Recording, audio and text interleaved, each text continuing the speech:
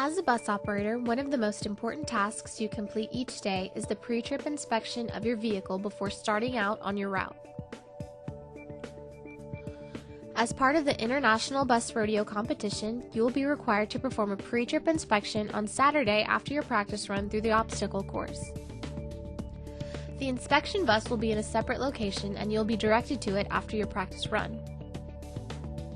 You may want to take some notes during this presentation for study. Remember, you may not bring any visual aids with you for the pre-trip inspection apart from the official guide that will be given to you by the judge at the event. You will be allotted 7 minutes to inspect, locate, and legibly record any defects found that would make a bus operationally unready or unsafe to go into service. Time warnings will be given by the judge with 2 minutes, 1 minute, and 30 seconds remaining. Recording defects and securing doors will not be allowed after 7 minutes has elapsed. 5 points will be awarded for each planted defect found, and 10 points awarded for the planted security hazard for a total of 50 points. Remember, each defect found must be legibly recorded on your pre-trip guide. When you are finished, the judge will go over the defects you have found and record it on your guide. Before we cover the pre-trip process, let's go over some important do's and don'ts. First, the don'ts. The bus will have air and electric power to complete your inspection. Do not attempt to start the bus. This will be considered a safety violation and you will be disqualified from the pre-trip event. Do not check the kneel feature or wheelchair operation, the radio, fare box, or destination sign. These items will not have any planted defects.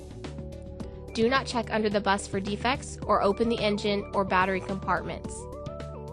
Do not check the exterior for body damage or paint problems. Equipment where multiple defects are possible will only be counted once. For example, seats, windows, and lights. Front and rear windows, headlights, taillights, brake lights, mirrors, and turn signals will each be counted as separate defects. It is very important that you leave the equipment as you found it. 1 point will be deducted for each instance where the bus is not returned to its original condition.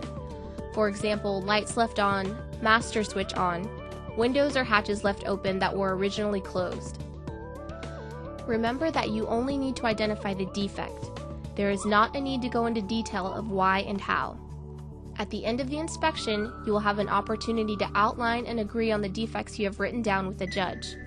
No points will be awarded for defects found that were not planted. Now let's focus on some of the things you will need to do.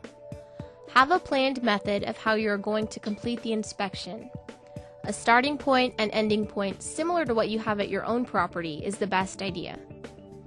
Remember, you will have 7 minutes to complete this test. As you enter the front door, you may want to check for broken or missing glass. The curbside mirror should be intact and functional. As you move to the operator's area, check for loose or missing interior mirrors and stanchions.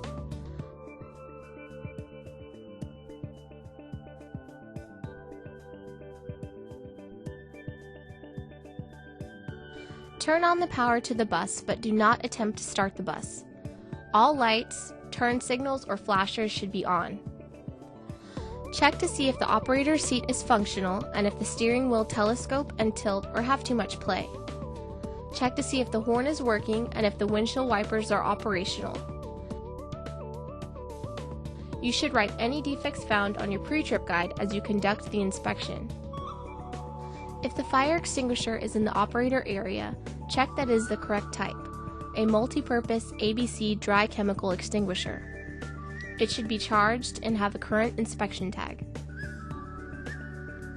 Take a moment to look down the interior of the bus. How does the seating, layout, and flooring look? Where are the emergency hatches located? Some operators like to make a single interior sweep of the bus going from side to side. Others prefer to go down a single side and then return up the opposite side. Check windows to see if they are closed or open, cracked, or spidered. The emergency release handle should be in place. Check to see if ADA seating is functional.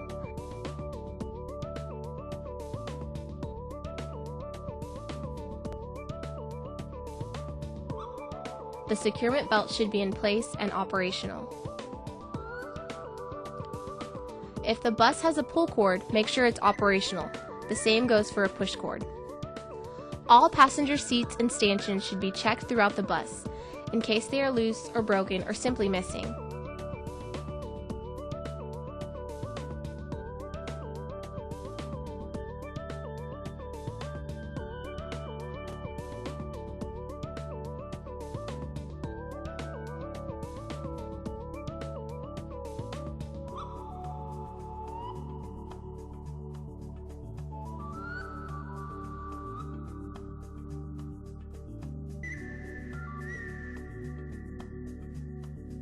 While you are going through the bus looking for planted maintenance defects, remember that an important planted defect will be a security hazard. This may take a variety of forms and may be anywhere inside the bus. There will only be a single security planted defect.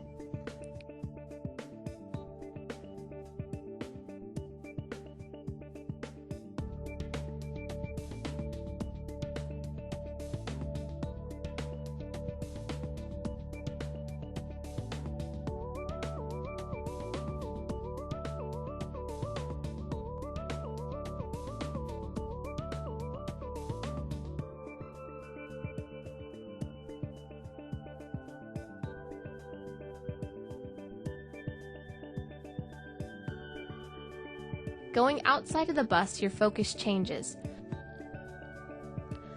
At the front of the bus, check to see if your lights are on and working, and make sure your flashers are working. Your windshield wipers might work, but make sure the blades are intact. The bike rack should be functional and be able to hold a bike securely.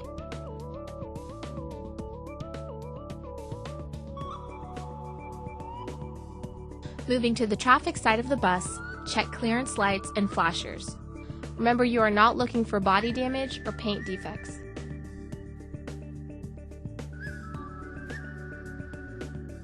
Check the condition of the tires.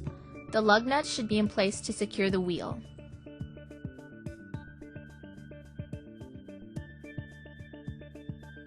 Check to see if there are any broken windows that you failed to spot on your interior walkthrough.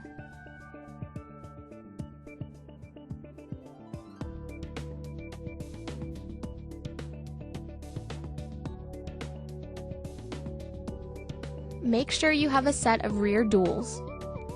Moving to the rear of the bus, check to make sure all the lights are functional, including the backup lights and beeper. Check the license plate. The bus identification number should match the number inside the bus and at the front. Take a step back and take a quick overview. Make sure you have checked everything. Moving to the curb side of the bus, again check clearance lights, flashers, tires, and lug nuts. Make sure the fuel cap is secure.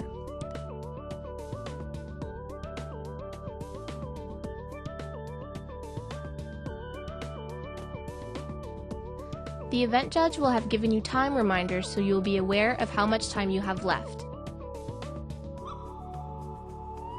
Remember to leave the equipment as you found it. Take a step inside the bus, turn off the power, and have a final look down the aisle.